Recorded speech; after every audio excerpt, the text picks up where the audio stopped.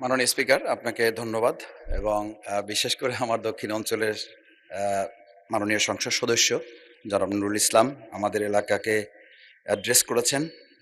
সেই জায়গা থেকে তাকেও ধন্যবাদ জানাচ্ছি এবং মাননীয় প্রধানমন্ত্রী আমাদের এই প্রশ্ন তিনি তার বিবেচনায় নিয়েছেন, সেজন্য তাকে ধন্যবাদ জানিয়ে আমার নির্বাচনী এলাকা ১১২ পটুয়াখালী, বাউফল। আ আমরা আমাদের এলাকা সম্পর্কে বলে থাকি ধান, নদী, খাল এই ৩ নিয়ে আমাদের বরিশাল।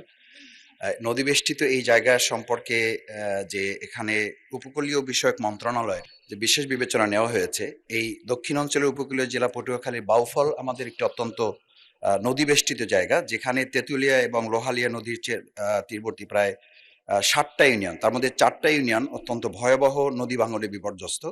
উপজেলার নাজিরপুর, কালাইয়া, চন্দ্রদ্বীপ, কেশবপুর, ধুলিয়া, এদিকে কাছিপাড়া সহ নদীগর্ভে প্রায় এগুলো বিলীন হওয়ার পথে। প্রতিনিয়ত মানবিক, সামাজিক এবং অর্থনৈতিকভাবে বিপর্যস্ত হয়ে যাচ্ছে।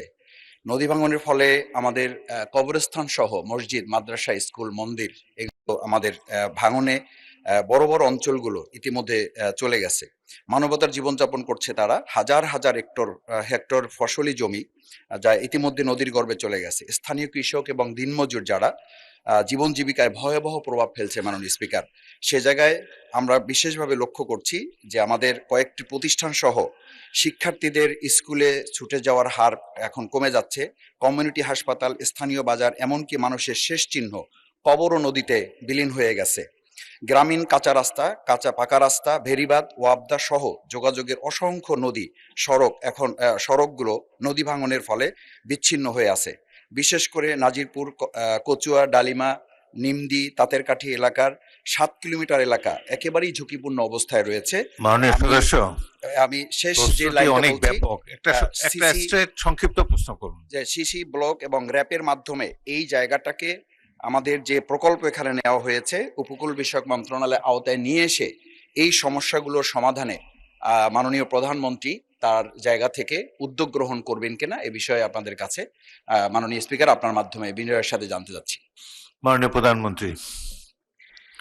ধন্যবাদ মাননীয় স্পিকার, ধন্যবাদ মাননীয় সংসদ সদস্য আপনার একটি গুরুত্বপূর্ণ প্রশ্নের জন্য। আপনি আপনার এলাকার যেই সমস্যার কথা বলেছেন সেটি শুধু আপনার এলাকার সমস্যা নয়, বাংলাদেশের বহু মানুষ আছে। এমনকি আমার যেটা ডিস্ট্রিক্ট, সেই বগুড়াতেও সারিয়াকান্দি অঞ্চলে এইরকম নদী ভাঙনের সমস্যা রয়ে গিয়েছে মাননীয় স্পিকার। একই সাথে আরো অনেকগুলো অঞ্চল আছে, দক্ষিণ অঞ্চল বলেন, উত্তর অঞ্চল বলেন, বাংলাদেশের বিভিন্ন জায়গায় এই সমস্যা রয়ে গিয়েছে।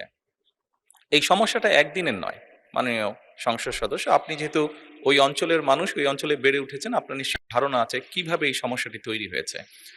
এখানে সবচেয়ে গুরুত্বপূর্ণ দুটো বিষয় আছে। একটি হচ্ছে যে নদী শাসনের কথা আপনি বলেছেন, সেটি একটি উপায় আছে, এবং একই সাথে আপনি খুব ভালো করে জানেন নদী শাসনের বিষয়টি অত্যন্ত ব্যয়বহুল একটি বিষয়, বাট তারপরেও প্রয়োজন অনুযায়ী আমাদেরকে করতে হবে।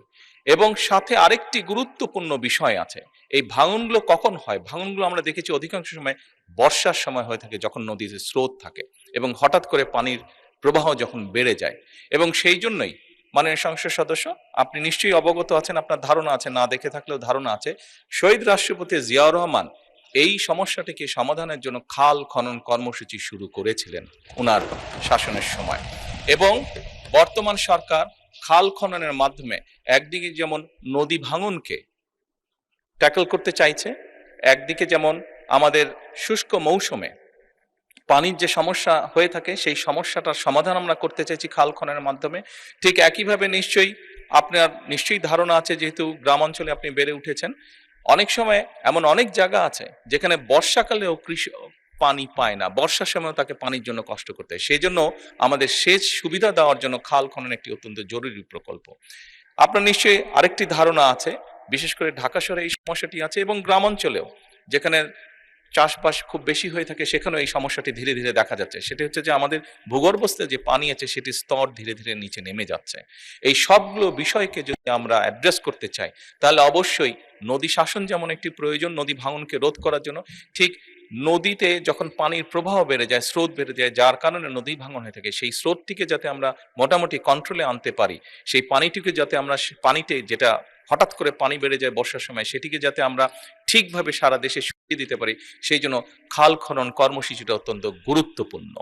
সেই জন্য মাননীয় সংসদ সদস্য, মাননীয় স্পিকার, আমরা নদী শাসনের ব্যাপারে যেরকম আমরা উদ্যোগ গ্রহণ করছি সরকারের পক্ষ থেকে, একইভাবে সামগ্রিকভাবে এই সমস্যাটিকে কম খরচে, যেহেতু বাংলাদেশের জন্য ব্যয়বহুল বিষয় নদী শাসনটিকে কম খরচের জন্য সবচেয়ে বেশি আমাদের জন্য সহজ হচ্ছে খাল খনন, সেটির উপর আমরা গুরুত্ব আরোপ করছি। মাননীয় স্পিকার, ধন্যবাদ।